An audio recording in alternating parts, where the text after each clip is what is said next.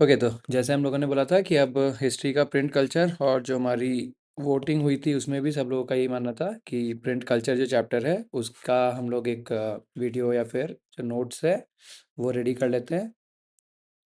तो ओके, सो सबसे पहले स्टार्ट करते हैं कि इस चैप्टर में हम लोग को करना क्या है। तो in this chapter we would study about the origin and evolution of print technology. तो क्या क्या करने वाले हैं हम लोग, कैसे प्रिंट टेक्नोलॉजी ओरिजिनेट हुई, कहाँ से स्टार्ट हुई और उसका एवोल्यूशन, वो जो है हमारे चैप्टर का कोर थीम बनता है। उसके बाद हम लोग पढ़ने वाले हैं प्रिंट रेवोल्यूशन।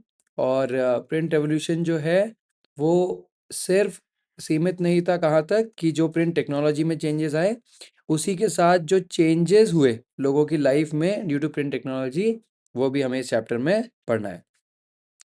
रिलेशनशिप पूरी की पूरी जो है लोगों के और इन्फॉर्मेशन के बीच में चेंज हो गई थी।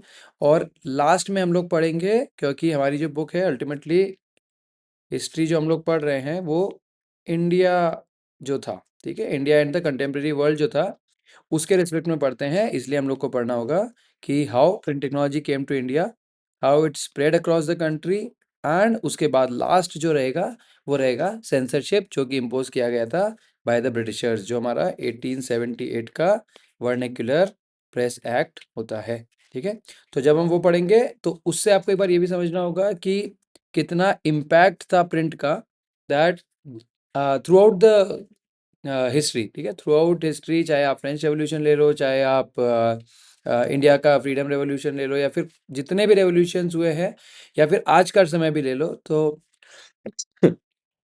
आप एक चीज़ नोटिस करोगे दैट प्रिंट जो है उसका एक अनडिनाएबल इम्पैक्ट है, बहुत वास्ट इम्पैक्ट है, और उसकी वजह से जो है सेंसरशिप तक बात पहुंच जाती है। ठीक है, सो सबसे पहला जो हमारा पार्ट है वो है द फर्स्ट प्रिंटेड बुक्स। जैसे हम लोगों ने बात करी कि हम लोग को ओरिजिन की बात करनी है। So origin of print technology जो टाइम आएगा वो आएगा आपका 594 एडी के टाइम पे। ठीक है, स्टार्ट कहाँ पे हुआ, चाइना में, और चाइना से वो गया जापान और कोरिया, और उसके बाद रेस्ट ऑफ द वर्ल्ड जो हम लोग आगे देखेंगे। ओके, सो सबसे पहली चीज, टैंग डायनेस्टी जो थी इस टाइम पे चाइना को रूल करती थी 7th सेंचुरी में, और ये जो है जो हमारा ओरिजिन है वो उसी टाइम का है। यहाँ पर ये जो हम लोग बात कर रहे हैं जो ओरिजिन ऑफ प्रिंट टेक्नोलॉजी हुई है, तो ये किस टाइप की टेक्नोलॉजी थी, it was a hand printing technology, जिसको हम लोग बोलते हैं wood block printing as well. ठीक है, ये आप लोग के लिए एक छोटा सा विजुअल है कि किस तरह से प्रिंटिंग की जाती थी। तो आप देख सकते हैं कि ये एक हमारा वुडन ब्लॉक है, इसके ऊपर जो है कार्व किया हुआ है जो भी आपको लिखना है, एंड इसके बाद इसके ऊपर पेपर रखना है, उस पेपर को आपको रब करना है, और आपको इम्प्रेशन मिल जाएगा दूसरा। फिर इसी पार्ट में हमारा एक और जो इम्पोर्टेंट चीज़ है वो है अकॉर्डियन बुक। ठीक है, तो अकॉर्डियन जो एक म्यूजिकल डिवाइस होता है वो आप लोगों ने देखा भी होगा, तो वो इसी तरह का दिखता है, तो अकॉर्डियन बुक।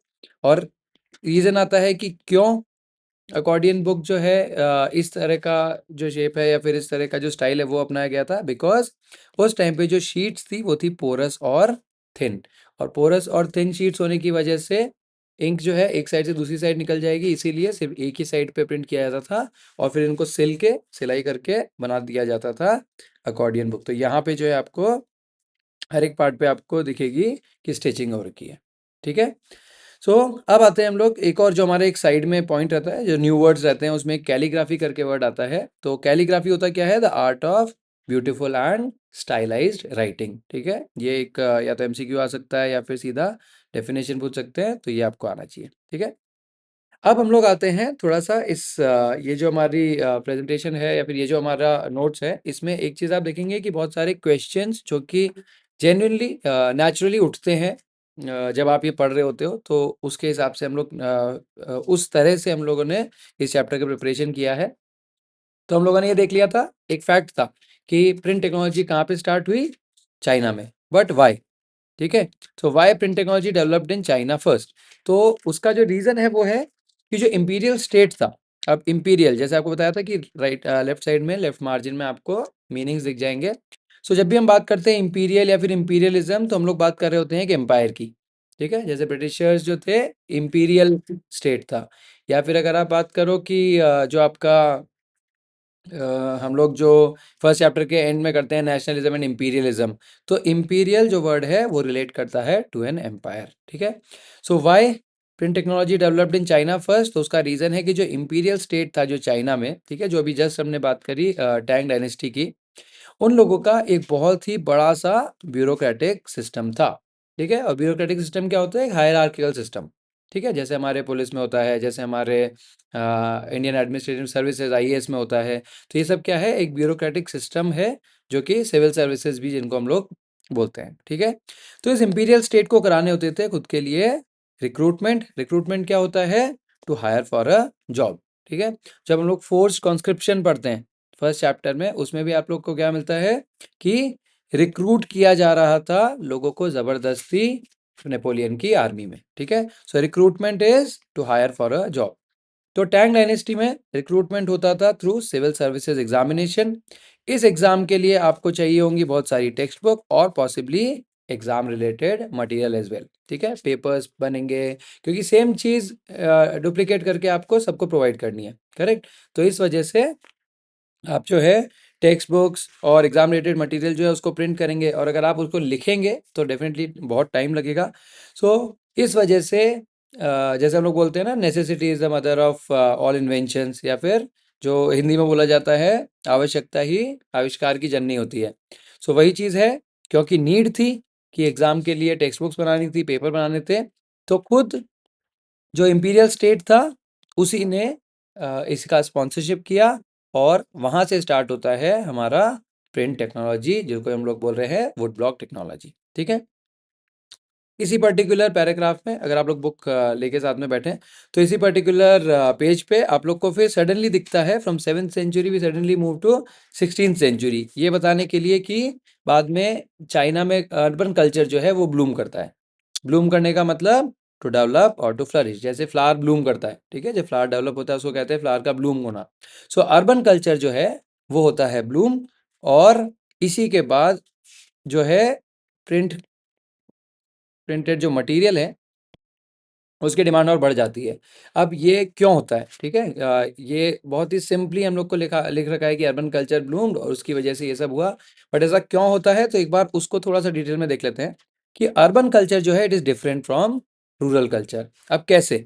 ठीक है, जेन्युइनली जो हम लोग बात कर रहे हैं ना कि नेचुरली जो आपके क्वेश्चंस आते हैं उसी हिसाब से आपको करना है। सो रूरल कल्चर जो है उसमें लेजर के लिए बहुत ज़्यादा टाइम नहीं दिया जाता है, ठीक है। एग्रीकल्चर ओरिएंटेड इकोनॉमी होती है, आदमी जो है सुबह निकलता है, शाम को वापस आता है, हार्डकोर मजदूरी करता है, और अल्टीमेटली इतना थक जाता है कि आप देखेंगे गाँव में आज तो ठीक है, आजकल तो मोबाइल्स वगैरह की वजह से और इलेक्ट्रिसिटी हर जगह पहुंचने की वजह से चीज़ें काफ़ी चेंज हो चुकी है।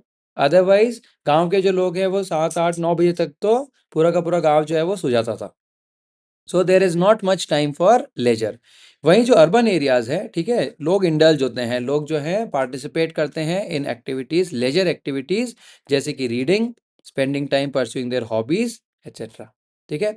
लेजर जो है हम लोग जो वर्ड यूज़ कर रहे हैं बार बार, इसका मीनिंग क्या होता है? जिसको हम लोग बोलते हैं फ्री टाइम फॉर एन्जॉयमेंट, ठीक है। सो डिफरेंस है रूरल और अर्बन कल्चर में, और जैसे ही अर्बन कल्चर डेवलप होना स्टार्ट हुआ तो हम लोगों ने देखा कि लोगों के पास अब रीडिंग के लिए, अपनी हॉबीज़ परस्यू करने के लिए टाइम आने लगा, और इन सब नीड्स को फुलफिल करने के लिए आया प्रिंट टेक्नोलॉजी।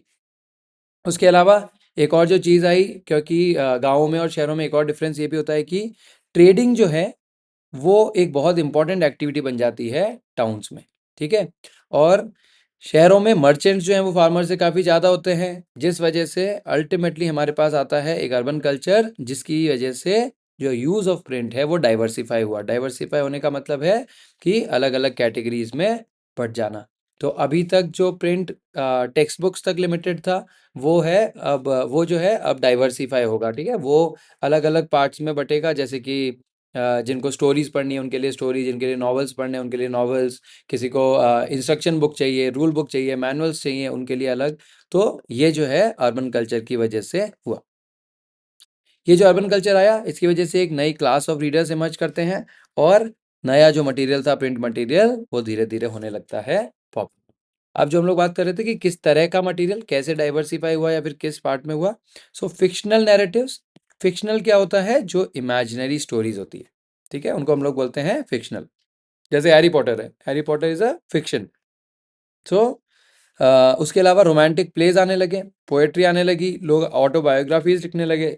लोगों को हमेशा शौक होता है कि खुद के बारे में बताएं, तो कुछ लोग जो है अब अपनी खुद की स्टोरीज, अपनी पूरी लाइफ एक्सप्लेन करने लगे लोगों को, और उनको हम लोगों ने बोला ऑटोबायोग्राफीज, और ये सारे पॉपुलर हो रहे थे। ठीक है, all these were getting popular. And by this time print technology, जो हम लोग बात कर रहे हैं 16-17 सेंचुरी की, ठीक है, इस टाइम पे प्रिंटिंग प्रेसेस जो है वो एंटर कर चुकी थी चाइना में। अब ये कहाँ से है, तो ये पूरी जो जर्नी है कि चाइना से प्रिंट स्टार्ट हुआ, पूरा घूम के वापस जो चाइना में आया, ठीक है, वो पूरा का पूरा हम इस चैप्टर में देखने वाले हैं। So this completed a full circle, China से स्टार्ट होके चाइना पे ही खत्म। एंड लास्ट में हम लोग के लिए एक सिंपल सा फैक्ट दिया गया है फिर से, कि शंघाई जो है एक मेजर सिटी है चाइना की, it became a hub of printing. ठीक है, so this was all about China in our syllabus, in are book. फिर आते हैं हम लोग जापान। ठीक है, सो अच्छा, एक और चीज आपको याद होगा कि सिल्क रूट जो हम लोगों ने लास्ट वीडियो में देखा था, जो हिस्ट्री का मेकिंग ऑफ ग्लोबल वर्ल्ड था, उसी सिल्क रूट के थ्रू मार्को पोलो कौन लेकर गया था, मार्को पोलो जो है वही इस वुड ब्लॉक प्रिंटिंग टेक्नोलॉजी को लेकर गया था टू यूरोप। और यूरोप में इन्वेंशंस हुए, डेवलपमेंट्स हुए, और प्रिंटिंग प्रेसेस जो है वो घूम के कहाँ पर आई, चाइना में। ठीक है, so Shanghai became a hub of printing as well. अब आते हैं हम लोग जापान में। ठीक है, चाइना का पड़ोसी है, तो इस वजह से यहाँ पर बहुत जल्दी प्रिंट टेक्नोलॉजी पहुंची। हैंड प्रिंटिंग जो है यहाँ पर इंट्रोड्यूस की गई थी बाय बुद्धिस्ट मिशनरीज। ठीक है, और वो कहाँ से आए थे, चाइना से। अब कैसे पूरा वर्ल्ड जुड़ा हुआ है ना, कैसे ग्लोबल वर्ल्ड है, या फिर कैसे हमने बात की थी ग्लोबलाइजेशन कैसे एक्ट करता है। सो बुद्धिज्म ओरिजिनेटेड इन इंडिया। ठीक है, इंडिया से गया चाइना, चाइना से गया जापान, और जब ये बुद्धिज्म इंडिया से चाइना पहुंचा, तो चाइना से जो भी चीज़ें थी जैसे कि प्रिंट टेक्नोलॉजी, वो कौन लेकर गया, Chinese Buddhist missionaries to Japan, और जापान के साथ आगे कोरिया में भी। ठीक है, सो ये टाइम था 8th सेंचुरी, 768-770 एडी के आसपास। जो ओल्डेस्ट जापानीज बुक है, जो अगेन एक एमसीक्यू या फिर एक डायरेक्ट क्वेश्चन बन सकता है, वो है Diamond Sutra, which was written in 868 AD, और ये एक बुद्धिस्ट रिलीजन की बुक थी। ठीक है, कितनी शीट्स थी इसमें, तो 6 शीट्स, और साथ में इसमें टेक्स्ट और इलस्ट्रेशन दोनों आपको मिलेगा। उसके बाद हम लोग देखते हैं कि picture started to be printed on textile. अब जैसे प्रिंट टेक्नोलॉजी एक बार आ गई है, तो वाई जस्ट पेपर। ठीक है, एक बार किसी बच्चे को अगर लिखना आ जाता है, तो why just paper, why just notebook, why not the walls. सही बात है, दीवारों पे क्यों नहीं लिख सकते। सो वैसे ही एक बार आपको प्रिंट टेक्नोलॉजी आ गई, उसके बाद आप टेक्सटाइल्स पे क्यों प्रिंट नहीं कर सकते, आप प्लेइंग कार्ड्स पे क्यों नहीं कर सकते। आप हर जगह जो है जहाँ पे भी प्रिंट हो सकता था, वहाँ पे प्रिंटिंग स्टार्ट हुई, textiles, playing cards, paper money etcetera. ठीक है, और प्रिंट फाइनली डाइवर्सिफाइड। और जापान में ही हम लोग एक और चीज़ भी देखते हैं कि जो ईडो ईडो करके जो जगह थी, जिसको बाद में फिर टोक्यो बोला गया, वहाँ पे फिर अर्बन कल्चर फ्लरिश हुआ, और फिर सेम स्टोरी। ठीक है, अर्बन कल्चर आने का मतलब है पेंटिंग्स और नए फॉर्म ऑफ लिटरेचर इवॉल्व, जैसे कि books on women, books on etiquettes, calculations, cooking etcetera. तो ये आपका सफ़र हुआ कहाँ का, ये हो गया आपका जापान तक का सफ़र। ओके, तो जैसे हम लोगों ने देख लिया कि प्रिंट का ओरिजिन कहाँ से हुआ, प्रिंट कैसे स्प्रेड हुआ, और फिर मार्को पोलो जो है वो लेकर जाएगा आगे जो प्रिंट टेक्नोलॉजी है उसको यूरोप। तो अब वो आता है हमारा पार्ट 2 में। So print comes to Europe, ये इसका हेडिंग है। ठीक है, यूरोप, यूरोप जो भी आपको बोलना हो, ऐसा कोई हार्ड एंड फास्ट रूल नहीं है, तो I prefer to call it Europe. तो paper as well as print technology travel to Europe via silk route. कहाँ से लिंक करना है आपको इसको, चैप्टर 3 का मेकिंग ऑफ ग्लोबल वर्ल्ड। ठीक है, अब अगला क्वेश्चन आता है when did happened. So paper जो है वो ट्रैवल करता है 11th सेंचुरी में। ठीक है, और प्रिंट टेक्नोलॉजी ये ट्रैवल करती है 13th सेंचुरी में, जब 1295 में मार्को पोलो जो है एक इटालियन एक्सप्लोरर, वो लेकर जाता है print technology, wood block technology की नॉलेज को टू द यूरोप। ठीक है, so Italian started producing books with wood block printing, और इटालियंस थे जो फर्स्ट लोग थे जिन्होंने वुड ब्लॉक प्रिंटिंग से यूरोप में बुक्स प्रिंट करना स्टार्ट किया। ठीक है, तो ये फटाफट हम लोग छोटा सा समझ लेते हैं कि जर्नी क्या रही वुड ब्लॉक टेक की। चाइना से ये जाता है जापान, ठीक है, और चाइना से ही ये जाता है इटली। कौन लेकर जाता है? Marco Polo. और किसके थ्रू लेकर जाता है? सिल्क रूट के थ्रू। और फिर इटली से ये ट्रैवल करता है to the rest of Europe. ठीक है, अब कॉन्ट्ररी टू ऑल दिस, ठीक है, हर जगह क्या हो रहा है? वुड ब्लॉक प्रिंटिंग हो रही है, बुक्स वगैरह प्रिंट हो रही है, लेकिन कॉन्ट्ररी टू ऑल दिस हम लोग अभी भी एक चीज देखते हैं। एक अलग से छोटा सा पैराग्राफ दिया है जिसमें बताया है कि जो रिच एरिस्टोक्रेट्स थे वो अभी भी जो है प्रिंटेड जो बुक्स थी उनको एज अ चीप वल्गैरिटी देख के they use to scoff at this या फिर they use to laugh at this. ठीक है, चीप वल्गैरिटीज क्या होता है? चीप वल्गैरिटी जो वर्ड है हम लोग वो यूज करते हैं, जो टर्म है वो हम यूज करते हैं for showing items which are of low quality. ठीक है, तो they use to scoff. Scoff मतलब जैसे कि हम लोग एक्सप्रेशन देते हैं ना कि "हैं, गंदा सा क्या क्या बुक्स लेकर आ गए हो तुम लोग प्रिंटेड"। ठीक है, we are aristocrats, we are rich people, we do not involve, like हम लोग ये जो चीज़ें हैं ये हम लोग यूज़ भी नहीं करने वाले हैं। ठीक, सो लग्जरी एडिशंस जो है वो अभी तक भी क्या थे? हैंड रिटन थे। ठीक है, और कहाँ पे लिखते थे इसको? तो दे वर रिटन ऑन वेलम, जो होता है parchment which was made from leather, मतलब कि स्किन ऑफ एनिमल्स। ठीक है, जो पार्चमेंट है उस वर्ड का मीनिंग क्या होता है? जो थिन फ्लैट मटेरियल जो कि राइटिंग के लिए बनाया जाता है। ठीक, सो अब यहाँ पे हो क्या रहा है? दैट ये हमारे सोसाइटी में आज तक भी चल रहा है, that something which has a brand value या फिर जिसके लोगो है या फिर जो महंगा बनता है, ठीक है, विच इज एक्सपेंसिव, उसको हम लोग मानते हैं कि वो बेटर क्वालिटी का है। तो सेम वही चीज़, तो सोसाइटी कोई ज़्यादा चेंज हुई नहीं है। तो लग्जरी एडिशन जो है वो आज भी हैंड रिटन थे। किस पे हैंड रिटन थे? वेलम पे। और वेलम क्या होता है वो आपको बता दिया है। ठीक है, ये भी एक न्यू वर्ड है तो ये आपको ध्यान रखना है। सो ये जो प्रिंटेड बुक्स थी they were widely used by merchants and students in university towns। ठीक है, अब धीरे धीरे जो यूनिवर्सिटी टाउन्स है, जो मर्चेंट्स है, जो स्टूडेंट्स है, ये लोग यूज करने लगे इन प्रिंटेड बुक्स को, because they are not aristocrats. ठीक है, उन लोगों को कोई फर्क नहीं पड़ता है कि कोई चीज महंगी है या सस्ती है, उनका अल्टीमेट एम है पढ़ना, तो उनके लिए सस्ती चीज भी चलेगी।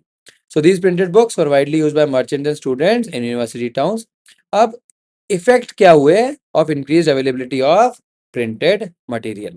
ठीक है, सो अगर आपको यही चीज जो क्वेश्चन है जो आती है कि what were the effects of would block printing on in Europe, तो आपको उसमें भी यही आंसर लिखना है। तो सबसे पहली चीज कि बुक सेलर्स जो हैं दे स्टार्टेड एक्सपोर्टिंग बुक्स। ठीक, तो एक नया बिजनेस स्टार्ट हो गया which was of exporting books.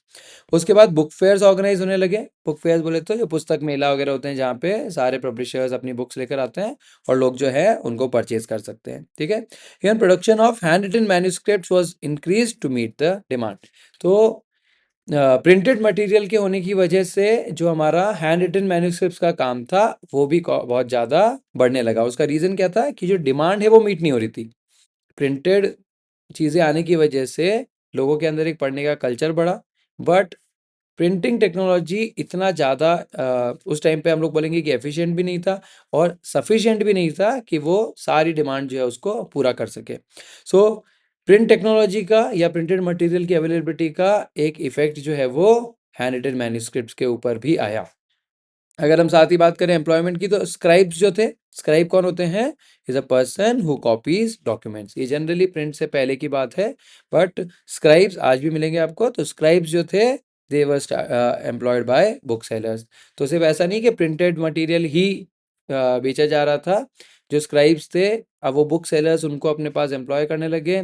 एक साथ काफ़ी स्क्राइब्स एक ही बुक सेलर के लिए चीज़ें लिखेंगे और उसको बुक बना के बेचेंगे।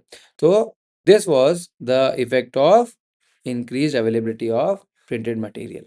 ठीक है, अब एक क्वेश्चन आता है कि could the demand be met, और इसका सिंपल सा आंसर है नो। अब रीजन क्या है कि जो हम लोगों ने अभी बात करी कि स्क्राइब्स वगैरह जो है उनका ये काम था। सो कॉपीइंग एक एक्सपेंसिव, एक लेबोरियस और एक टाइम कंज्यूमिंग बिजनेस है। ठीक है, आप लोगों ने खुद ने देखा होगा कि जैसे आप लोग जब नोट्स कॉपी करते हो या फिर जब आपको बहुत सारी पीडीएफ्स भेज दी जाती है और आपको उसको होमवर्क करना होता है। तो ये जो काम है ये बहुत ही लेबोरियस और बहुत ही टाइम कंज्यूमिंग होता है। तो सेम चीज़ हमारे प्रिंट टेक्नोलॉजी का जो ट्रांजिशन हो रहा है उसमें भी फेस की गई। अब एक और पॉइंट जो हमारा यहाँ पे आता है कि इस टाइम पे मैन्युस्क्रिप्ट्स जो चलती थी उनके क्या लिमिटेशंस हैं। तो ये डायरेक्टली आपको क्वेश्चन पूछा जा सकता है कि what were the limitations of manuscripts. तो सबसे पहली चीज़ फ्रेजाइल होती है और एक्सपेंसिव होती है।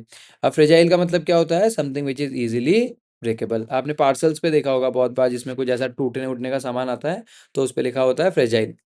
ठीक है। So manuscripts are fragile, they can easily break या फिर गेट डैमेज्ड, और साथ ही एक्सपेंसिव होती है।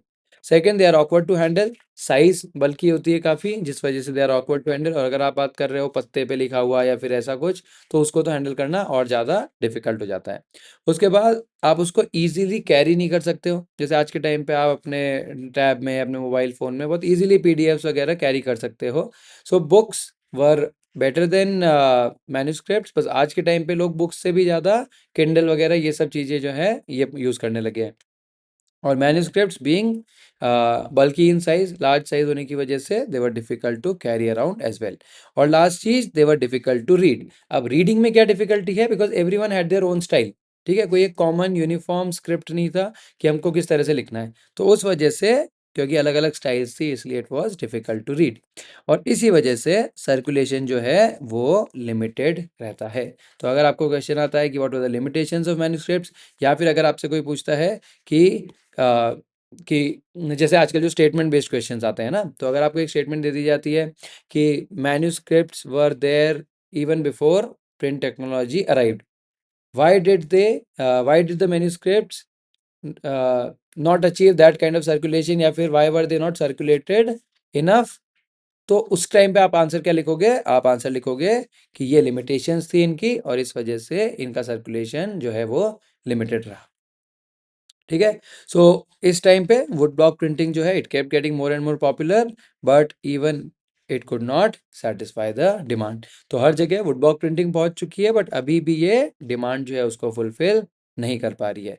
और फिर से आवश्यकता आविष्कार की जर्नी होती है। So we go to the next stage, जहाँ पे मिस्टर जोहान गुटनबर्ग जो थे, he goes ahead and invents printing press. कहाँ पर? स्ट्रासबर्ग में। कौन सी कंट्री? जर्मनी। एंड 1430s के टाइम पे। There is no exact date, because एक ट्रायल एंड एरर वाला प्रोसेस था। तो even though we get a year finally जहाँ पे इन्होंने इसको परफेक्ट कर लिया था, बट हम लोग 1430s में इसको डाल देते हैं कि इसका जो इन्वेंशन है वो 1430s में हुआ था। ठीक है। जर्मनी से एक और चीज़ याद रखना है आप लोगों को कि जो मार्टिन लूथर किंग जो थे, ठीक है, not Martin Luther king junior, जो कि एक यूएसए में ब्लैक राइट्स एक्टिविस्ट थे। यहाँ पे हम लोग बात कर रहे हैं एक फिलोसोफर मार्टिन लूथर किंग की, हु वाज जर्मन। तो जर्मनी जो है उसमें उसका काफ़ी बोलबाला रहा है आपके हिस्ट्री में, ये आपको याद रखना है। सो अब बात करते हैं हम लोग फटाफट गुटेनबर्ग की प्रिंटिंग प्रेस। ठीक है। सो अब यहाँ पे हम लोग को एक जो फर्स्ट पैराग्राफ है इसका, उसमें जोहान गुटेनबर्ग के स्किल्स बता रखे हैं, जिसकी वजह से he was able to invent this printing press. ठीक है। बिकॉज एक एक फ्रेमवर्क या फिर एक आपको इमेजिनेशन तो चाहिए ना कि आप कैसे ये कर सकते हो। तो उसके लिए जोहान गुटेनबर्ग जो था, उसने कहाँ से इंस्पिरेशन लिया, किस तरह से उसने ये प्रिंटिंग प्रेस जो है वो बनाई, वो हम लोग जल्दी से देख लेते हैं। सो जोहान गुटेनबर्ग, अगर आप स्टार्ट करो सो he had the knowledge of wine and olive presses. अभी क्यों था? Because he had seen wine and olive presses from his childhood. His father owned estates, ठीक है, फार्म्स वगैरह थे काफ़ी। तो बचपन से ही इन्होंने वाइन और ऑलिव प्रेसेस जो है वो देखी थी। तो यही है इनका जो बेसिक स्ट्रक्चर है, बिल्कुल सेम उसी से मिलता है। उसके बाद through out is life Gutenberg जो है ही लर्न न्यू स्किल्स। जैसे कि एक स्किल था उसमें गोल्डस्मिथ का स्किल, जो सुनार जिसको बोलते हैं हम लोग। So he was a master goldsmith and he worked with metals. अभी मेटल्स उनके कहाँ काम आएंगे? जो वो लेटर्स बनाएंगे, जो वो अल्फ़ाबेट पूरा कंप्लीट करेंगे, उसमें वो मेटल के जो टाइप है या फिर जो ब्लॉक्स है उनको यूज़ करेंगे। उसके बाद ही लर्न दिस पॉलिशिंग स्टोन्स का स्किल, जो उन्होंने अपने ट्रिंकेट्स वगैरह बनाते टाइम पे, या फिर मोल्ड मेकिंग स्किल जो उन्होंने ट्रिंकेट्स ट्रिंकेट्स क्या होते हैं? जो छोटी छोटी ज्वेलरी होती है, जैसे कि कान का, नाक का, ये सब जो होता है इसको ट्रिंकेट्स बोलते हैं। सो इस टाइम पे इन्होंने सीखा आर्ट ऑफ पॉलिशिंग स्टोन्स। ठीक है, और उनकी प्रिसाइज पॉलिशिंग के साथ साथ उनका शेपिंग भी, ठीक है, और साथ ही मोल्ड मेकिंग स्किल्स, तो लेड के मोल्ड्स बनाना और मेटल लेटर्स को कास्ट करना, इस तरह से, ठीक। ये सारी जो एग्जिस्टिंग चीज़ें थी उनको इन्होंने अडेप्ट किया और finally he reach and made your printing press, ठीक है। आज भी अगर आप देखेंगे तो ओवरऑल जो ब्लूप्रिंट है प्रिंटिंग प्रेसेस का वो इसी पे रन करता है, बस चीज़ें जो है वो बेटर हो गई है। अच्छा, एक न्यू वर्ड जो कि हमारा ये जो प्लेट दिख रही है आपको वो है, इसको बोलते हैं प्लेटन, ठीक है। कोई ज़्यादा दिमाग नहीं लगाया गया इसमें कि इसका क्या नाम रखना है, प्लेटन, ठीक। अभी होता क्या है, so it is a board placed on the back of the paper to get the impression, ठीक है। तो पेपर जो है वो आपका इसके ऊपर आएगा और ये पीछे से बोर्ड उसको प्रेस करेगा ताकि उसके ऊपर एक इम्प्रेशन बन सके, ठीक है। अब गुटनबर्ग ने कैसे ये प्रेस इन्वेंट करी, अभी हम लोगों ने देख लिया कि गुटनबर्ग की प्रिंटिंग प्रेस कैसी दिखती थी। अब how did he do this, तो गुटनबर्ग का स्किल सेट, गुटनबर्ग की नॉलेज और एक क्रिएटिव एबिलिटी, ठीक है, और उसको यूज करना, अपने सराउंडिंग्स की चीज़ों को यूज करना, he used to invent something which change the world for better, ठीक है। सो ये एक छोटा सा एक नोट है इंस्पिरेशन टाइप का, कि एक रिमाइंडर है आप लोगों के लिए भी, है ना, कि आप भी अपने स्किल्स बढ़ाकर, अपने आसपास की चीज़ें नोटिस कर कर, कोई प्रॉब्लम सोचकर ऐसा कुछ कर सकते हैं जिससे कि आप भी कुछ नया इन्वेंट कर पाएँ, ठीक है। सो जैसा मैंने बताया था कि एक आपको एग्जैक्ट ईयर जो है इन्वेंशन का वो नहीं है, बट देन बाय 1448 हम लोग वहाँ देखते हैं कि ही परफेक्टेड द सिस्टम, जो प्रिंटिंग प्रेस का सिस्टम था। The first book that he printed was Bible, ठीक है। सो 3 इयर्स लगे और कितनी कॉपीज बनाई गई इसकी, अबाउट 180, ठीक है, एग्जैक्ट नंबर नहीं है, अबाउट 180 कॉपीज जो थी वो इसकी प्रिंट की गई यूजिंग गुटेनबर्ग्स प्रिंटिंग प्रेस। एंड ये जो है इवन दो अब स्लो लगता है बट उस टाइम के हिसाब से ये काफ़ी फास्ट था, ठीक है। अब इसके इफेक्ट्स क्या थे, हर चीज़ को जब हम लोग कॉज और इफेक्ट में पढ़ते हैं ना, तो हमारा ब्रेन जो है वो बहुत ईजिली इन चीज़ों को याद रखता है। तो जब भी आप कोई चीज़ करते हो तो try to learn it from the perspective of cause and effect, ठीक है। सो अब हमारा एक इन्वेंशन हो चुका है, अब इसके इफेक्ट्स क्या हैं, ठीक है। सो क्या ये हैंड प्रिंटिंग को कंप्लीटली डिस्प्लेस कर पाएगा, so answer is again a big no, ठीक है। इनफैक्ट जो प्रिंटेड मटेरियल था, ये जो गुटेनबर्ग की या फिर जो बाकी प्रिंटिंग प्रेसेस से आ रहा था, इसके कुछ फीचर्स हैं हमारे पास जिससे आपको पता चलेगा कि अभी भी जो हैंड प्रिंटिंग है वो खत्म नहीं हुई है, ठीक है। सो सबसे पहली चीज, प्रिंटिंग प्रेस से जो मटेरियल बन रहा था इट स्टिल रिजेंबल्ड, रिजेंबल का मतलब क्या होता है, something we look similar to, ठीक है। So it resembled written manuscript in appearance and layout, तो जो लेआउट है, जो आपने फोटो देखी है वो आपकी जो बुक में फोटो दे रखी है वो इमेज सीरीज में हम लोग अलग से कवर करेंगे, बट देन अभी भी हम लोग क्या देखते हैं कि जो रिटन मैन्युस्क्रिप्ट है वो अपीयरेंस और लेआउट में रिजेंबल करती है किसको, जो आपका नया प्रिंटेड मटेरियल आया है उसको। सेकंड जो है वो है जो मेटल लेटर्स, जो कि यहाँ पर आपने देखा था, ये जो मेटल लेटर्स जो बनाए जा रहे हैं they are still looking like ornamental hand written styles, ठीक है, उस तरह से ही इसको बनाया जा रहा है। फिर अगला आता है आपको बॉर्डर्स, तो बॉर्डर्स जो है उसको फोलियाज और अदर पैटर्न, फोलियाज बोले तो जो फूल पत्ती वगैरह है उनको यूज करके बॉर्डर्स को इल्यूमिनेट किया जाता था। इलस्ट्रेशंस जो हैं अभी भी उनके ऊपर प्रिंट किए जाते थे, पेंट किए जाते थे। एंड लास्ट में जो बुक्स थी जो रिच लोगों के लिए थी उसमें ब्लैंक स्पेस छोड़ा जाता था ताकि उनको बाद में डेकोरेट किया जा सके, ठीक है। तो क्या डेकोरेट करना है, क्या चूज करना है, so design as well as painting school, painting school मतलब हो गया अलग अलग टाइप्स ऑफ स्कूल, ठीक है। जैसे सॉन्ग्स में अलग अलग स्टाइल्स होते हैं, पेंटिंग में अलग अलग स्टाइल्स होते हैं। जैसे देर इज राजस्थान में अगर आप देखोगे तो बीकानेर स्कूल अलग है, किशनगढ़ स्कूल ऑफ पेंटिंग अलग है, सो उसको हम लोग बोलते हैं स्कूल, स्कूल इज जिसके फीचर्स सेम है, ठीक है। तो बाद में जो अमीर लोग हैं वो चूज कर सकते थे कि डिजाइन और पेंटिंग जो है वो किस तरह से करनी होगी, ठीक है। सो इट स्टिल रिजेंबल्ड जो आपका हैंड रिटन मैन्युस्क्रिप्ट था उसको, तो इसीलिए डिस्प्लेस नहीं किया, बट इंस्पिरेशन जो आया है प्रिंटेड मटेरियल के लिए वो कहाँ से आया है, वो अभी भी आया है आपका मैन्युस्क्रिप्ट से। सो अगेन एक छोटा सा फ्लो चार्ट वापस अभी तक जो हुआ है प्रिंटिंग प्रेस से रिलेटेड उसको समराइज करने के लिए, तो प्रिंटिंग प्रेस जर्मनी से हिलती जाती है to the rest of Europe, ठीक है। 1450 से देखते हैं हम लोग 1499 तक, मतलब रफली 50 साल में 20 मिलियन बुक्स जो थी वो प्रिंट की गई, और अगर आप 16th सेंचुरी में आ जाओ तो देवर 200 मिलियन, मतलब 10 टाइम्स जो है ज़्यादा प्रोडक्शन हुआ इन द नेक्स्ट 100 ईयर्स। और ये जो शिफ्ट था हैंड प्रिंटिंग का मैकेनिकल प्रिंटिंग से, यहाँ पे हम लोग देखते हैं क्या होता है, प्रिंट रेवोल्यूशन। ठीक है, सो दिस इन्वेंशन, जैसा हम लोगों ने कहा था, it change the world for better. तो यही वो इन्वेंशन था जिसने बर्थ दिया, जिसने जन्म दिया प्रिंट रेवोल्यूशन को। ठीक है, ओके, सो प्रिंट रेवोल्यूशन हमारा वर्ड स्टार्ट हो चुका है जस्ट ऊपर। और अब हम लोग बात करने वाले हैं थर्ड पार्ट की, जिसकी हेडिंग है print revolution and its impact. ठीक है, तो सबसे पहली चीज जो अगेन नेचुरली जो क्वेश्चन आता है हम लोग का, वो होता है कि व्हाट इज प्रिंट रेवोल्यूशन या फिर व्हाट वाज प्रिंट रेवोल्यूशन। ठीक है, तब जब आप लोग आंसर्स भी लिखते हो हिस्ट्री के, प्लीज याद रखें कि most of the things are in past tense. ठीक है, तो ये आपके आंसर्स लिखते हुए ग्रामेटिकल मिस्टेक्स ना हो, इसके लिए आप याद रखना। So what was print revolution? तो सबसे पहली चीज जो आपको बहुत इंपॉर्टेंट याद रखनी है कि it was not limited to development या फिर a new way of producing books. ठीक है, सिर्फ यहीं तक प्रिंट रेवोल्यूशन सीमित नहीं था। Then what was it? ठीक है, जो भी आप वीडियो देख रहे हैं आपको क्या आएगा ना कि अगर इस तक लिमिटेड नहीं है तो फिर क्या था। तो हम लोग फटाफट देख लेते हैं कि ये क्या था।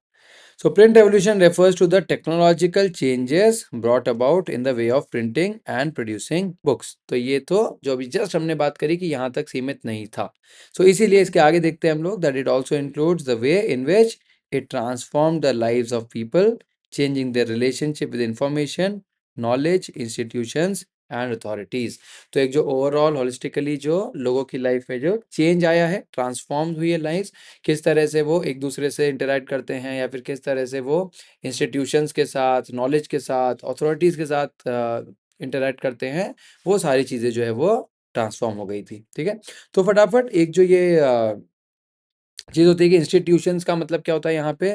सो हम लोग जब पॉलिटिकल साइंस की बात करते हैं तो इंस्टीट्यूशन क्या होता है वहाँ पे, तो जो किंग हो गया, जो क्लर्जी हो गया, जो नोबल्स हो गया, जो जुडिशरी हो गया, जो पार्लियामेंट हो गया, ये सब अपने आप में क्या है, इंस्टीट्यूशंस। इन सब का एक सिस्टम है, किस तरह से ये काम करते हैं, क्या करते हैं, तो ये सारे होते हैं इंस्टीट्यूशंस। और अथॉरिटीज़, तो जो एडमिनिस्ट्रेशन के एजेंट्स हो गए, पुलिस हो गया। तो इन सब टेक्नोलॉजिकल चेंजेस के बाद, इन सब चीज़ों के आने के बाद कैसे लोगों की प्रिंट कल्चर की वजह से लाइफ ट्रांसफॉर्म हुई। कैसे वो पहले एक टाइम ऐसा था जब किंग ने जो बोल दिया, या फिर अगर आप बात करो अनपढ़ लोग हैं उनको पुलिस वालों ने कुछ बोल दिया तो they would just silently accept it. लेकिन हम लोग अब देखेंगे कि किस तरह से लोगों की लाइफ जो है वो ट्रांसफॉर्म हुई है, और इस वजह से उनका जो रिलेशनशिप है विद इंस्टीट्यूशंस, विद अथॉरिटीज़, वो भी हो जाता है चेंज। ठीक है, सो अब ये चेंजेस क्या थे? ठीक है, जैसे हम लोगों ने क्या बोला कि changes brought about by the print technology. अभी क्या चेंजेस थे? तो सबसे पहला जो चेंज आता है वो आता है कि अब हम लोग देखते हैं कि एक जो है नई रीडिंग पब्लिक एमर्ज होती है। अब क्यों ये नए रीडर्स जो है एमर्ज हुए? और दो वर्ड्स में हम इनको बहुत सिंपली समझेंगे, अफोर्डेबिलिटी एंड एक्सेसिबिलिटी। चीज़ें अफोर्डेबल हो जाए, चीज़ें एक्सेसिबल हो जाए, तो उसके कस्टमर्स, उसके यूजर्स जो हैं वो इजीली डेवलप हो जाते हैं। तो अफोर्डेबिलिटी और एक्सेसिबिलिटी किस तरह से नए रीडर्स इमर्ज करने में हेल्प करती है, हम लोग वो देख लेते हैं। सो प्रिंटिंग जो है उसने कॉस्ट ऑफ बुक्स जो है उसको रिड्यूस कर दिया। और कॉस्ट जो है, किसी भी चीज़ की कॉस्ट क्यों लगती है? या तो उस चीज़ को बनाने में टाइम लगता है, या फिर उसको बहुत लेबर लगती है। ठीक है, आप जैसे बहुत बार देखते हैं कि जो हैंडमेड चीज़ें होती है, हैंडीक्राफ्ट जो होते हैं, वो महंगे क्यों होते हैं? बिकॉज उसमें टाइम और लेबर दोनों ही ज़्यादा जाता है। ठीक है, तो ये जो दोनों फैक्टर्स हैं, इनके ऊपर प्रिंटिंग कल्चर ने या जो प्रिंट टेक्नोलॉजी है उसने अटैक किया, and it reduce the cost of books.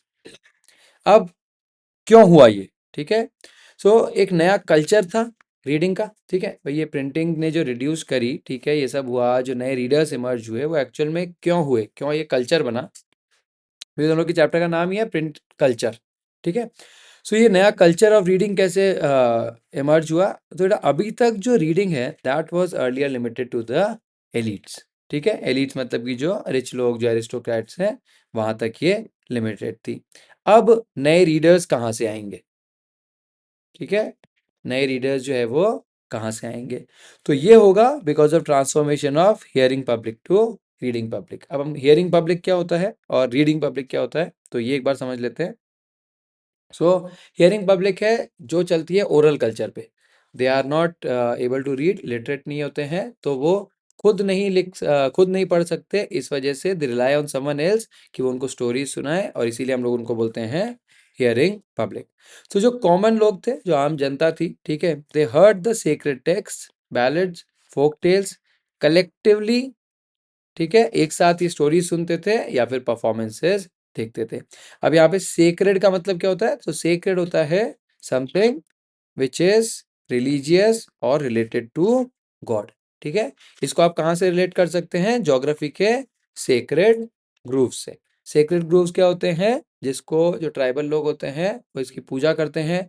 यहाँ पर कोई भी जो है नेचर को आप हार्म नहीं पहुंचा सकते, या फिर आप नेचर के साथ जाके वहाँ पर और कोई भी ऐसी चीज नहीं कर सकते जिससे कि नेचर जो है वो अफेक्ट हो, because they treat it as sacred, ठीक है।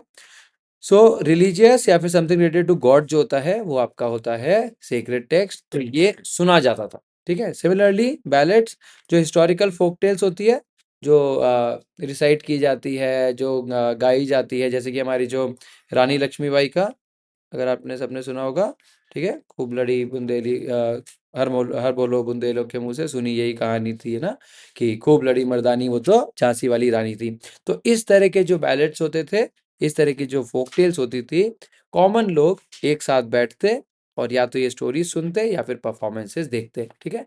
तो एक हियरिंग पब्लिक जो था उसका कल्चर यहाँ पर हमको देखने को मिलता है। अब जैसे जैसे बुक्स चीपर होती गई और एक्सेसिबल होती गई, ज्यादा से ज्यादा लोग जो है वो पढ़ने लगे, ठीक है। तो एक बहुत इंपॉर्टेंट यहाँ पे क्वेश्चन आता है कि can people just start reading because there were more books, मतलब ऐसा होता है क्या कि बहुत सारी किताबें आ गई तो पढ़ने लग गए, ठीक है। क्या आप लोग ऐसा करते हैं कि बहुत सारी किताबें ले ली और फिर पढ़ने लग गए? ऐसा नहीं होता है ना। रीजन क्या है कि पढ़ने के लिए अलग से मोटिवेशन चाहिए, ठीक। तो उस चीज के ऊपर अब हम लोग बात करते हैं कि वो कैसे आया, ठीक है। व्हाट अबाउट लिटरेसी, सो ये हम लोग थोड़ा सा आगे जाके कवर करेंगे, because making people literate takes time, ठीक है। एक छोटा सा आपके लिए क्वेश्चन है, अगर आप लोग इसको कमेंट्स में आंसर करना चाहे तो, कि जो अनपढ़ लोग होते हैं उनके लिए आई टेस्ट कैसा होता है? इसको पता है, ठीक है। अगर नहीं पता है या फिर आप गेस करना चाहते हैं या फिर अगर पता है तो प्लीज़ एक बार कमेंट्स में बताएं, ठीक है। सो अब आते हैं हम लोग फिर से कि व्हाट अबाउट लिटरेसी। तो लिटरेसी हम लोगों ने बाद में क्यों कवर किया है, क्योंकि लोगों को लिटरेट बनाने में लगता है टाइम, बट हम लोगों को तो जो प्रिंटिंग जो है, प्रिंटेड बुक्स जो है उसका मार्केट चाहिए, उसके लिए कस्टमर्स चाहिए। तो क्या होगा इमीडिएट सॉल्यूशन? तो उसका इमीडिएट सॉल्यूशन था आपके लिए picture books. So that is book makers जो हैं इन्होंने अब ऐसी बुक्स प्रिंट करना स्टार्ट किया जिसके अंदर पिक्चर्स होंगी, और ये पिक्चर्स क्या हेल्प करेगी कि ऐसे लोग जो पढ़ लिख नहीं सकते, जो पिक्चर से चीज़ें समझ सकते हैं, वो भी अब बुक्स जो है उसको खरीदने लगेंगे। ये आप लोग के लिए मैंने एग्जाम्पल के लिए सिर्फ जो है बुक्स वगैरह दिखाई है, ये सिर्फ रेफरेंस के लिए है, these are not exact books, but आप इन जस्ट फोटोज को देख के आप बहुत चीज़ें समझ सकते हो, राइट। ये स्टोरी या फिर ये वाली या फिर ये स्टोरी, ठीक है, ये आपने सब ने सिर्फ फोटो देख के समझ लिया। तो यही किया गया बाय द बुक मेकर्स, इन लोगों ने अपनी रीच बढ़ाने के लिए पिक्चर बुक्स जो है वो प्रिंट करना स्टार्ट कर दिया। अभी क्या प्रिंट कर रहे थे, पॉपुलर बैलेड्स और फोक टेल्स जो थी उसको पिक्चर्स के साथ इलस्ट्रेट करना स्टार्ट किया, और फिर ये जो बुक्स है इन बुक्स को पढ़ा और सुनाया जाता था at gatherings in villages and taverns in the towns, ठीक है। अभी टेवर्न क्या होता है, तो पहले का जैसे आज का जो बार है उसका जो इक्विवेलेंट था अर्लियर टाइम्स का, उसको हम लोग बोलते हैं टैवर्न्स। तो जहाँ पे लोग बेसिकली मिलते हैं ना, एक साथ बैठ के मिलना, मिलना जुलना, इन सब चीज़ों के लिए जहाँ जाते हैं, तो उन गैदरिंग्स में, उन टैवर्न्स में ये जो बुक्स थी उनको सुनाया जाता था लोगों को। और इस तरह से जो प्रिंट है उसने ओरल कल्चर में एंटर किया, और जो हमारा रीडिंग या फिर जो प्रिंटेड चीज़ें हैं या फिर जो हमारे फोक टेल्स वगैरह हैं, they entered the written culture या फिर रीडिंग कल्चर, ठीक है। और यहाँ पे हम लोग देखते हैं कि हियरिंग पब्लिक और रीडिंग पब्लिक जो है दे बिकेम इंटरमिंगल्ड। इंटरमिंगल करने का मतलब होता है मिक्स होना, ठीक है। So this is how they mixed together. अब जो दूसरी साइड है इस ग्लोरियस स्टोरी, क्योंकि अभी तक जो भी हमने सुना है, जो भी अभी तक हमने पढ़ा है, उसमें हम एक चीज़ नोटिस कर रहे हैं कि प्रिंट जो है उससे सब कुछ अच्छा होता जा रहा है, सब कुछ बेटर होता जा रहा है, ठीक है। बट एक दूसरी साइड भी है जो हमारा नेक्स्ट सेक्शन कवर करेगा, कि the religious debates and the fear of print, ठीक है। तो ये अदर साइड है of the glorious story of print. तो प्रिंट ने एनेबल किया, प्रिंट ने हम लोग को अलाउ किया कि जो आइडियाज़ हैं उनको वाइडली स्प्रेड किया जा सके। अब कौन से आइडियाज़, किन लोगों के आइडियाज़? तो स्पेशली वो आइडियाज़, उन लोगों के आइडियाज़ जो आज तक लोगों तक नहीं पहुंच पा रहे थे, ऐसे लोगों के आइडियाज़ जो डिसएग्री करते थे with authorities such as church and monarchy, ठीक है। सो इन लोगों के आइडियाज़ जो हैं अब वो शेयर होना स्टार्ट होंगे। सो दीज पीपल, जैसे कि रेनेसॉ राइटर्स हो गए, जो हम लोग नाम पढ़ते हैं ना काफ़ी, जीन जैक्स रूसो, या फिर ये सब जो लोग हैं, वोल्टेयर वगैरह, तो इन लोगों ने जो आम जनता है उनको अलग तरह से सोचने पे मजबूर किया। दे मेड पीपल क्रिटिकल, ठीक है। तो ये बैकग्राउंड स्टोरी है कि क्या हुआ आपका प्रिंट की वजह से इन लोगों पे इफेक्ट। अब एक अगला क्वेश्चन आता है कि कौन डरा हुआ था और क्यों। सो कौन डरा हुआ था का आंसर है एस्टैब्लिश्ड अथॉरिटीज, जैसे कि the king, the nobility, church and clergy. और ये अफ्रेड थे of the print and its ability to spread the ideas. अब किस तरह के आइडिया, जस्ट हमने अभी देखा, रिबेलियस एंड इरिलीजियस थॉट्स। ये नहीं चाहते थे कि ऐसे कोई भी जो आइडियाज हैं जो कि रिबेलियस हैं, जो कि ऐसे आइडियाज जो इरिलीजियस है, वो लोगों तक पहुंचे या फिर स्प्रेड, ठीक है। और इस वजह से स्टार्ट होता है criticism of new printed literature. फिर natural question, why were they afraid, ठीक है। तो क्यों ये डर था? सो ये जो अथॉरिटीज थी, ये अनक्वेश्चनड वे में रूल कर रही थी, मतलब कि इनको कोई भी कुछ पूछने वाला, क्वेश्चन करने वाला नहीं था। और यही जो चीज़ है इनको हेल्प कर रही थी कि वो अपना रूल जो है उसको कंटिन्यू कर पाए, ठीक। आजकल इंडिया में भी काफ़ी ये चीज़ चल रही है, दैट आज की जो गवर्नमेंट है वो अथॉरिटेरियन बनती जा रही है। They are not listening to anyone, they are not questioning any, they are not allowing questions, ठीक है, डिसेंट वगैरह अलाउ नहीं कर रहे हैं। सो ये था इनका डर कि अगर लोग जो हैं वो क्वेश्चन करना स्टार्ट कर देंगे तो उनका समय जो है वो खत्म हो जाएगा, ठीक है। ये हम लोग डेमोक्रेसी, पॉलिटिकल में भी देखते हैं कि डेमोक्रेसी कैसे थ्राइव करती है, जब लोग क्वेश्चन करते हैं, ठीक है। जब तक आप क्वेश्चन नहीं करेंगे तब तक आपको कोई चेंज नहीं देखने को मिलेगा, ठीक। एग्जाम्पल जो हम लोग को इस बुक में दिया गया है यहाँ पर, जो रिलीजियस डिबेट से रिलेटेड है, कि इम्प्लीकेशन क्या होगा स्प्रेड ऑफ प्रिंट का ऑन रिलीजन, ठीक है। तो 1517 में यूरोप में मार्टिन लूथर किंग जो थे, जर्मनी से बिलोंग करते थे, he was a religious reformer. इन्होंने एक बुक लिखी 95 थीसिस, ठीक है। इस बुक का कंटेंट क्या था? तो बेसिकली ये बुक जो थी ये क्रिटिसाइज करती थी प्रैक्टिसेस एंड रिचुअल्स ऑफ जो कैथोलिक चर्च था, रोमन कैथोलिक चर्च, उसको। इसकी जो प्रिंटेड कॉपी थी उसको जो विटनबर्ग के एक चर्च के डोर पर पेस्ट कर दिया जाता है, पोस्ट कर दिया जाता है। और इसने चैलेंज किया चर्च को कि आओ मेरे जो आइडियाज़ है उनके ऊपर आप डिबेट करो, ठीक है। और पीपल जो हैं they followed this book widely, बहुत ज़्यादा इस बुक को पॉपुलैरिटी मिली, बहुत लोगों तक ये बुक पहुंची। और इस वजह से हम लोग देखते हैं कि चर्च जो है वो भी डिवाइड हो जाता है, और यहाँ से चालू होता है आपका प्रोटेस्टेंट रिफॉर्मेशन, ठीक है। ये एक मूवमेंट टाइप से था जिसने जो क्रिश्चियंस हैं उनको दो पार्ट्स में डिवाइड कर दिया था, कैथोलिक्स और प्रोटेस्टेंट्स, ठीक। और ये जो इम्पैक्ट था, ये जो इम्प्लीकेशन था, उसका एंड में हम लोग ये भी देखते हैं कि लूथर जो थे, Martin Luther king, he said that printing is the ultimate gift of God and the greatest one, ठीक है। अगर आपको ये स्टेटमेंट देकर और पूछ लिया जाए कि why did he say that, ठीक है, जो आजकल काफ़ी कॉमनली क्वेश्चन पूछे जाते हैं, तो आपको ये पूरा का पूरा स्टोरी बताना होगा कि what he did because of print, और क्यों प्रिंटिंग उनको अल्टीमेट गिफ्ट लग रही थी। Because using print, he would destroy the authority, the unquestioned authority of these established institutions, और लोगों के पास ज़्यादा राइट्स होंगे, लोगों के पास ज़्यादा बेटर लिविंग के लिए जो फैसिलिटीज़ है वो होगी, और काफ़ी चीज़ें जो है वो बेटर हो जाएगी जनता की लाइफ में, अगर हम लोग प्रिंट जो है उसको बढ़ावा दें, ठीक है। और जो लास्ट पार्ट है वो है इसका 3.3, which is print and dissent. तो एक अलग से मैंने एक नोट डाला है आपके लिए कि डिसेंट जो है एक काफ़ी कॉमनली यूज वर्ड है जो कि आप पूरी की पूरी हिस्ट्री ऑफ पॉलिटी बुक्स में देखते हैं। अब इसका मीनिंग क्या होता है? इसका मीनिंग होता है स्ट्रॉन्ग ऑपोजिशन या फिर डिसएग्रीमेंट टू एन आइडिया और ओपिनियन या फिर कोई डिसीजन, ठीक है, जो कि मेजॉरिटी के पास हो या फिर किसी अथॉरिटी से लिया गया हो, ठीक। जैसे कि अगर आपकी जो गवर्नमेंट है वो कोई लॉ बनाती है और आप अगर उसको नहीं पसंद करते हैं तो यू आर डिसेंटिंग, ठीक है। डेमोक्रेसी में जब तक डिसेंटिंग वॉइसेस नहीं होगी और जब तक इन डिसेंटिंग वॉइसेस को एक प्लेटफॉर्म नहीं मिलेगा तब तक देश का कुछ नहीं हो सकता। सो डिसेंट एक कॉमनली यूज वर्ड है, आपको बार बार काम आएगा, तो प्लीज इसको अच्छे से याद रखें। मीनिंग है स्ट्रॉन्ग ऑपोजिशन और डिसएग्रीमेंट टू एन आइडिया और ओपिनियन या फिर एक डिसीजन जो कि मेजॉरिटी के पास है या फिर अथॉरिटी के द्वारा लिया गया है। एक बहुत ही अच्छा सा एग्जाम्पल है आपका पावर शेयरिंग वाला जो चैप्टर है।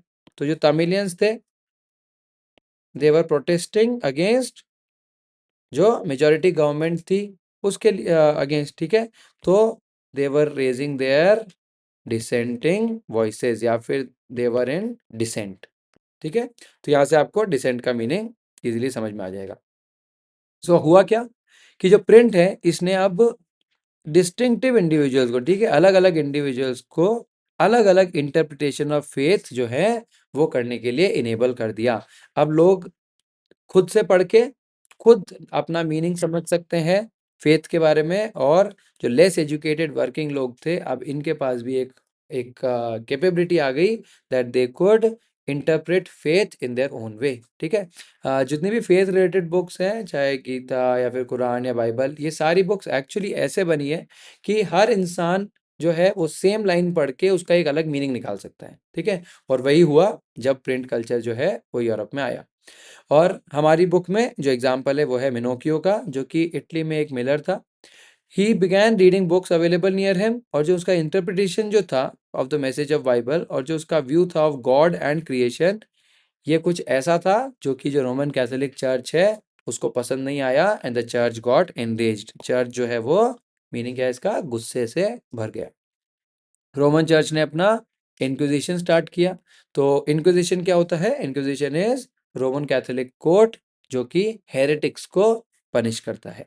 अब हेरेटिक्स कौन होते हैं? तो हेरेटिक्स वर्ड यूज किया जाता है उन लोगों के लिए जो कि इररिलीजियस होते हैं, जो धर्म में नहीं मानते।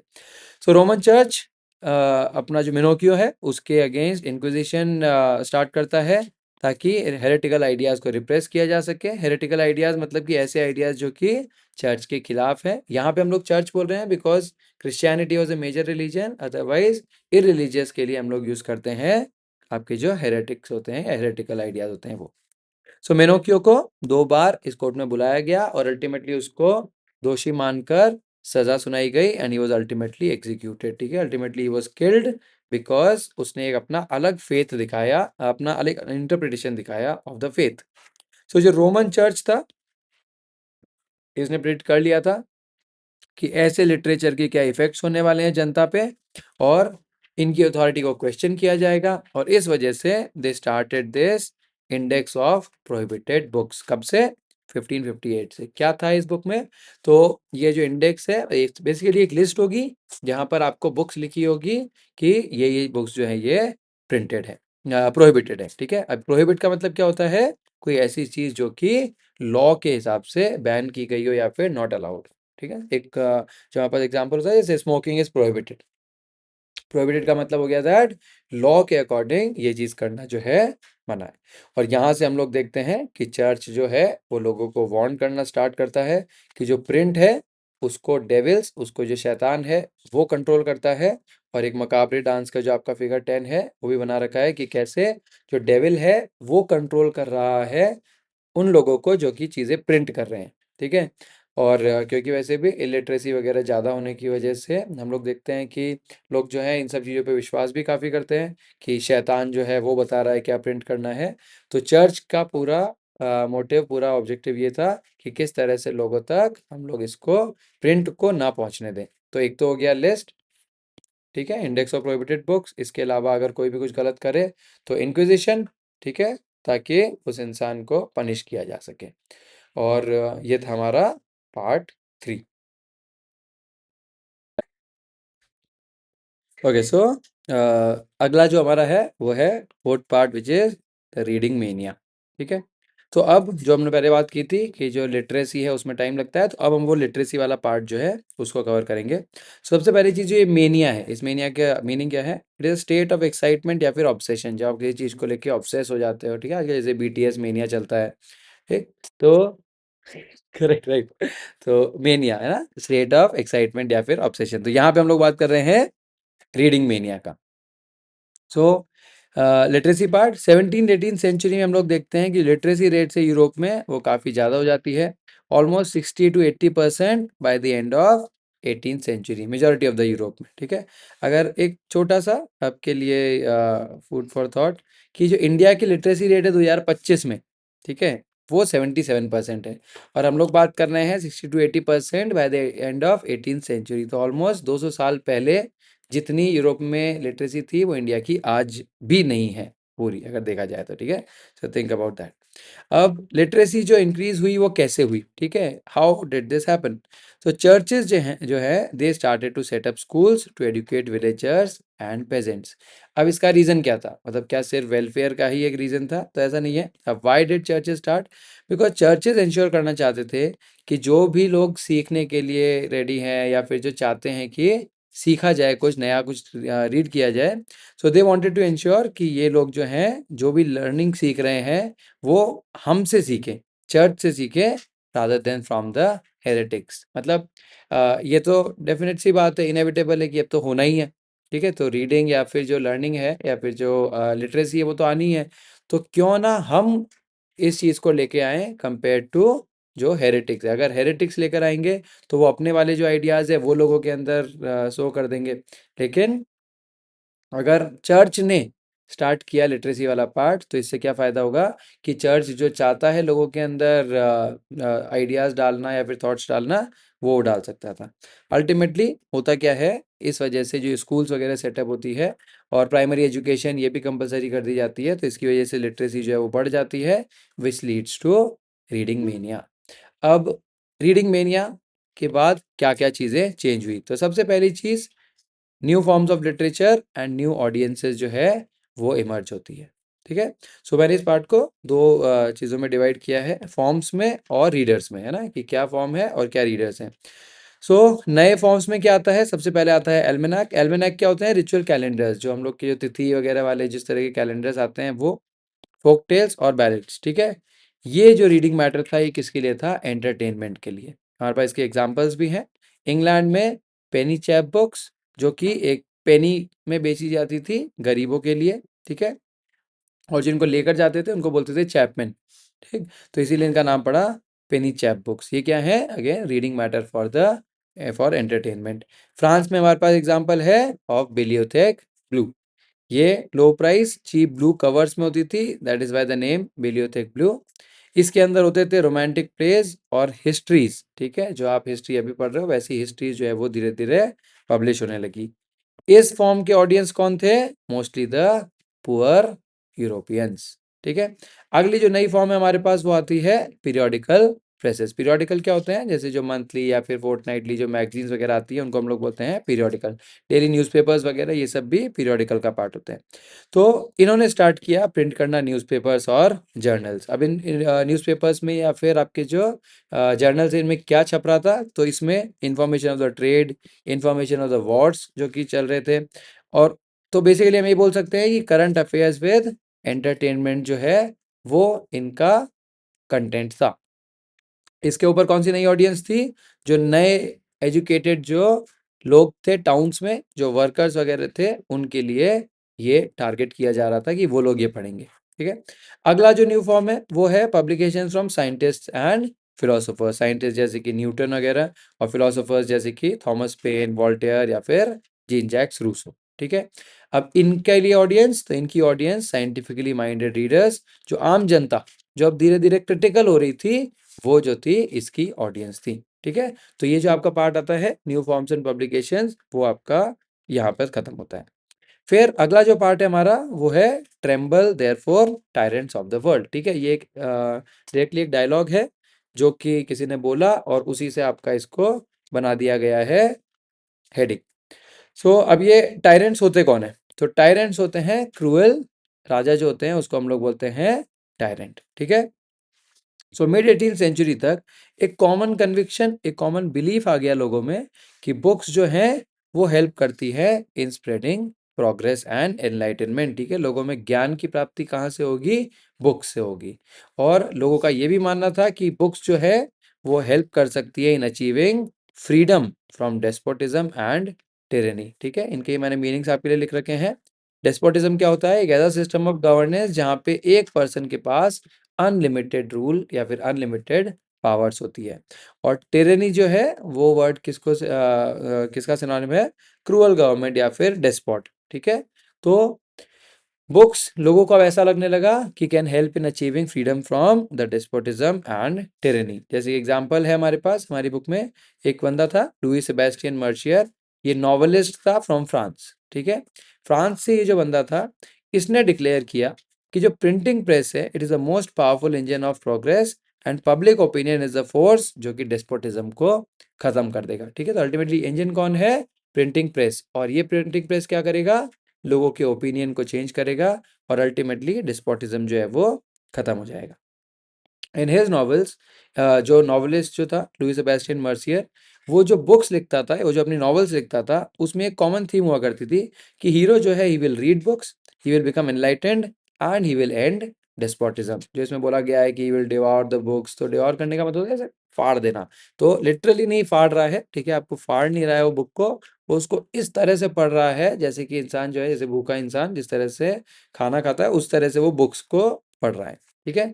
और मर्सियर इसके बाद ये भी प्रोक्लेम करते हैं, tremble therefore tyrants of the world, tremble before the virtual writer. अगर ये स्टेटमेंट आ जाती है, उसका क्या मीनिंग है अगर आपसे वो पूछा जाता है, तो इसका मीनिंग है जो टायरेंट्स हैं, जैसे कि जो मोनार्क्स हैं, जो चर्च है, they should be afraid of the power of print.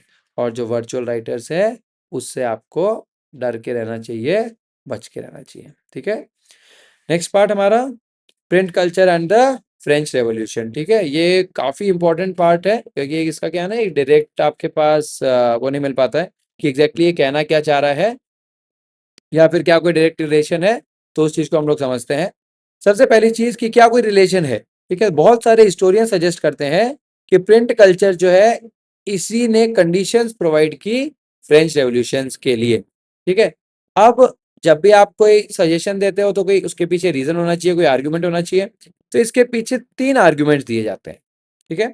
पहला आर्ग्यूमेंट जो दिया जाता है वो था कि प्रिंट ने पॉपुलराइज किया the ideas of enlightenment thinker. जो एनलाइटनमेंट के थिंकर्स थे, जो चीज लोगों को क्रिटिकल बनाना चाह रहे थे, प्रिंट की वजह से इनके आइडियाज जो है वो पॉपुलराइज हुए। अब ये क्या लिख रहे थे, ये ऐसा क्या लिख रहे थे कि लोग जो है इनको फॉलो कर रहे थे? तो सबसे पहली चीज, इन लोगों ने एस्टैब्लिश जो बिलीव्स थे उनको क्वेश्चन करना स्टार्ट किया, क्योंकि सबके दिमाग में ये चीजें होती है लेकिन एक लीडर चाहिए होता है, राइट। तो ये जो राइटर्स थे दे वर द लीडर्स जिन्होंने क्वेश्चन स्टार्ट किया to the established beliefs. They called for rule of reason and not custom. जो चला आ रहा है वही होगा, राजा का बेटा राजा बनेगा, ऐसा क्यों? रूल ऑफ रीजन क्या कहता है? जो ज्यादा केपेबल होगा वो राजा बनेगा। उसके बाद ये जो लिखते थे उसमें they use to attack the authority of church. और इनकी वजह से सोशल ऑर्डर जो था, सोशल ऑर्डर जैसे कि हम लोगों ने फ्रांस का देखा है, first estate, second estate, third estate, जो आप लोग 9th में पढ़ते हैं, तो उनका जो सोशल ऑर्डर था वो धीरे धीरे इरोड होने लगा, धीरे धीरे खत्म होने लगा। और अल्टीमेटली जो हमारे ये राइटर्स हैं, इन्होंने प्रिंट की हेल्प से दे मेड पीपल जो कि वोल्टेयर वगैरह को पढ़ते हैं, they made them critical, they made them questioning and they made them rational. Rational मतलब कोई चीज रीजन के साथ करना, ठीक है। सेकेंड रीजन या सेकेंड आर्गुमेंट जो दिया जाता है फ्रेंच रेवोल्यूशन और आपका जो प्रिंट रेवोल्यूशन है उसके रिलेशन के बीच में, तो वो है कि प्रिंट ने क्रिएट किया एक नया culture of dialogue and debate. ये जो एक नया कल्चर स्टार्ट हुआ, इसकी वजह से जितने भी वैल्यूज, जितने भी नॉर्म, जो भी इंस्टीट्यूशंस अभी इस टाइम पे प्रेजेंट थे उस समय के फ्रांस में, उनको रीवैल्यूएट करना स्टार्ट किया गया कि क्या ये सही है या फिर नहीं है, ठीक है। And this was done by public which was aware of power of reason. अब लोग धीरे धीरे पावर ऑफ रीजन से इत्तेफाक रखने लगे। अब उन लोग को पता लगने लगा कि भाई ये क्या है, कैसे नॉर्म्स होने चाहिए और क्या अभी चल रहा है। तो एवरीथिंग वाज बीइंग रीवैल्यूएटेड और this led to the ideas of social revolution. तो ये बीज बोता है किसके? सोशल रेवोल्यूशन के। थर्ड रीजन जो दिया जाता है वो है कि प्रिंटिंग ऑफ लिटरेचर, जिसने कि रॉयल्टी को मॉक किया। मॉक करने का मतलब किसी का मजाक उड़ाना। सो ऐसा लिटरेचर जो कि रॉयल्टी को मॉक कर रहा था और क्रिटिसाइज कर रहा था उनकी मोरालिटी, ठीक है। It raised questions about existing social order, ठीक है। जैसे सिंपल सा कि कैसे उनकी मोरालिटी को क्वेश्चन किया गया कि एक तरफ तो लोग जो है पेरिस में हम लोग देखते हैं कि भूखे मर रहे हैं, उनके पास ब्रेड तक खाने के पैसे नहीं है, और दूसरी तरफ हम क्या देखते हैं कि जो वर्साई का जो पैलेस था उसमें ग्रैंड पार्टीज थ्रो करी जा रही थी। तो ये जो मोरालिटी है कि एक तरफ तो राजा जो है वो आके जनता को कहता है कि आप लोग ध्यान रखिए, आप लोग फूड वेस्ट मत कीजिए, हमारे पास वैसे ही कमी हो गई है, और दूसरी साइड वो क्या कर रहा है, खुद ही अपने पैलेसेस में बड़े बड़े केक्स वगैरह काट रहा है, लोगों को पार्टीज थ्रो कर रहा है। तो ये जो चीज़ें थी ये अब लोगों के पास पहुंचने लगी। कार्टून्स और कैरिकेचर्स जो टिपिकली सजेस्ट करते थे कि जो रिच मोनार्क्स हैं they only cared about their sensual pleasures, और कॉमन लोग जो हैं वो सफ़र कर रहे थे। तो ये सारी चीज़ें जब लोगों तक पहुंची, so this ultimately generated hostile sentiments against the monarchy. तो हॉस्टाइल का मतलब क्या होता है, अनफ्रेंडली या फिर फीलिंग्स ऑफ डिसलाइक, एंड जो आपके सेंटिमेंट्स होते हैं वो होते हैं इमोशन।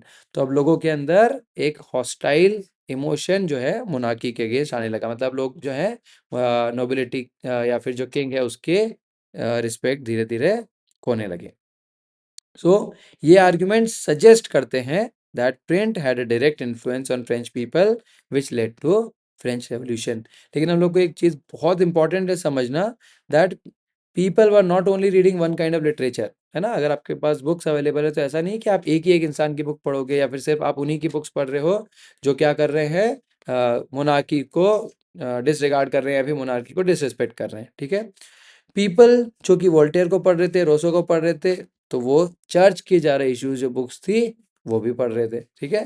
देयरफॉर अगर आप लोग के पास क्वेश्चन आता है कि क्या डायरेक्ट रिलेशन था या ऐसा कुछ, तो you can say that print did not directly shape the minds of the people, but it opened up the possibility of thinking differently. तो डायरेक्टली नहीं बताया प्रिंट ने कि रेवेंस एवोल्यूशन कर दो, ठीक है, बट लोगों के अंदर एक नई सोच, एक नई पॉसिबिलिटी ले आए कि अलग तरह से भी सोचा जा सकता है। So as said earlier, it made people critical and rational. So अब लोगों के ऊपर था, ठीक है। Now it was on people whether they would want to revolt or not, ठीक है। एंड सिंस दे डिड, क्योंकि ये एक्चुअली हो गया। अब हिस्ट्री तो हम लोग ने ऑलरेडी जो हो चुका है उसको पढ़ रहे हैं ना, तो अब हमको पता है कि रेवोल्यूशन तो हो गया था। सो इसीलिए हम लोगों ने क्या करा, प्रिंट और फ्रेंच रेवोल्यूशन के बीच में एक रिलेशनशिप एस्टैब्लिश कर दिया। डायरेक्ट है या फिर इनडायरेक्ट, दोनों ही केस हो सकते हैं, बट जो भी था एक हमारा रिलेशनशिप तो डेफिनेटली था, ठीक है। अब क्योंकि ये वीडियो हो सकता है बहुत ज़्यादा बड़ा हो जाए, इसलिए हम लोग इस चैप्टर को 2 पार्ट्स में डिवाइड करेंगे। So first part would be this, और जो सेकंड पार्ट है थोड़ा इससे छोटा, और वो आपके चैप्टर को पूरा ख़त्म कर देगा, ठीक है। सो अगर आप लोगों को ये नोट्स वाला ही स्टाइल अगर पसंद आ रहा है तो प्लीज़ लाइक करें, और अगर आप चाहते हैं कि हम लोग एक रिवीजन के लिए छोटा सा जो वो प्रेजेंटेशन वाले जो स्लाइड्स हैं वो यूज़ करके एक रैपिड रिवीजन टाइप का कुछ बनाएं, तो प्लीज़ उसके लिए भी कमेंट करना, ठीक है। Thank you.